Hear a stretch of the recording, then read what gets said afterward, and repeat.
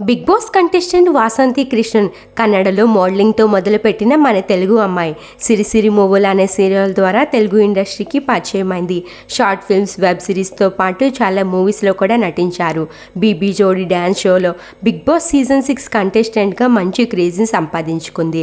అలానే మా టీవీలో ప్రసారమైన అవును వాళ్ళిద్దరూ ఇష్టపడ్డారు, ఎదలోయిలో ఇంద్రధనుస్సు, గుప్పడంత మనసు సీరియల్తో మంచి క్రేజ్ని సంపాదించుకుంది వాసంతి కృష్ణన్.